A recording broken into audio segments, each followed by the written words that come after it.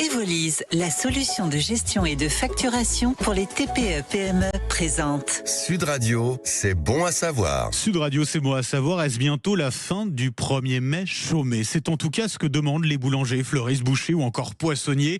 Une proposition de loi votée au Sénat devait être votée hier à l'Assemblée, sauf qu'à cause des débats animés sur d'autres sujets, vous l'avez entendu, bien le texte n'a même pas pu être discuté. Bonjour Dominique Enrac.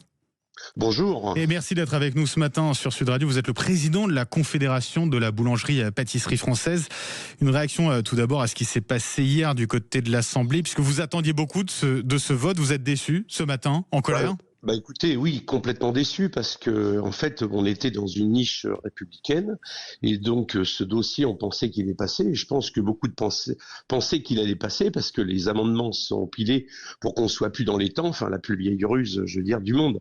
Donc, on est très déçus parce que là, on a quand même, il faudrait qu'ils sachent à l'Assemblée, là, tous ceux qui ont mis un peu le bazar, qu'il y a quand même 35 000 boulangers, 200 000 salariés et 12 millions de clients qui attendent de savoir si on va pouvoir ouvrir les boulangeries le 1er mai. Donc c'est quand même, si vous voulez, est-ce qu'on va avoir le droit de travailler ce jour-là? Sinon, on serait obligé de mettre une circulaire en disant, écoutez, vous fermez. Dans le pays du pain, d'avoir toutes les boulangeries fermées, c'est quand même grave. Est-ce que vous demandez, alors je sais pas, au gouvernement, parce que effectivement, on attend toujours le vote de cette loi ou d'une loi qui autorise notamment aux boulangers d'ouvrir le 1er mai. Est-ce que vous demandez au gouvernement de se saisir de ce sujet et de le mettre à l'agenda de l'Assemblée rapidement? Écoutez, oui, bien sûr, mais je pense qu'on a été soutenu par le gouvernement et beaucoup de partis qui reconnaissent qu'il faut. En plus, on ne veut pas ouvrir la boîte de Pandore. On reconnaît le côté totem de ce 1er mai. Mais là, nous, en boulangerie, on a toujours ouvert depuis 1919. Donc, c'est pas une nouveauté. C'est juste continuer de faire ce qu'on voulait. Parce que les boulangers ont le droit de travailler le 1er mai, mais n'ont pas le droit de faire bosser leurs salariés. En fait, c'est ça le problème. Tout à fait, la boulangerie peut ouvrir, mais vous savez, on a 6 personnes en moyenne dans nos 35 000 boulangeries. On peut pas faire tout seul. Et puis, il faut savoir quand même que dans le cadre du volontariat, les salariés sont payés double, donc ils sont plutôt partants pour pouvoir travailler ce jour-là. En tout cas, vous avez eu des contrôles, on s'en souvient, dans un certain nombre de boulangeries l'an dernier, avec d'ailleurs certains boulangers qui avaient été verbalisés. Vous savez combien à peu près et ce qui est arrivé ensuite pour eux?